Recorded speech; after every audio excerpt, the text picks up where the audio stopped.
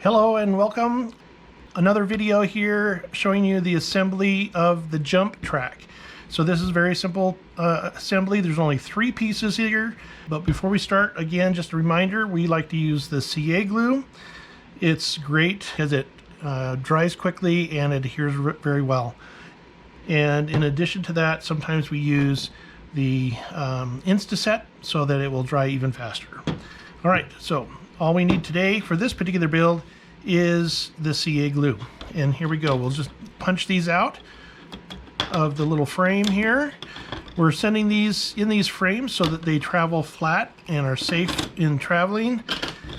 And anyway, this track has been perforated with holes and it makes it flexible.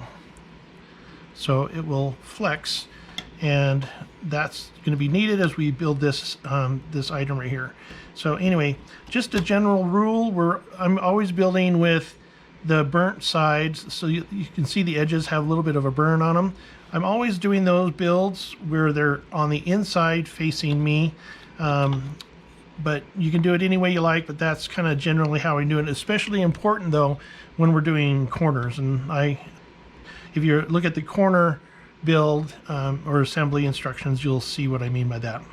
All right, so let's get started. This one is just simply putting some glue on these rails, and let's do that real quick. And then this one has a little tiny knob on it. It's the one that goes in the, you'll see there's 2 different size holes. And so you put the small one in the small hole and the big one in the big hole. And then you just rotate it around and then hold it for a second, or you can spray it with the CA glue to make it dry just a little bit faster if you like. So there's that. And then we'll also do the other side. Again, just with the burn side towards me. It just makes it easier, and the burn side up on this piece here. And then you'll hold it in place, let it dry. All right, that's it. That was the assembly for the jump track. You'll see when you connect it to this track, it has it arches up and will launch the marbles.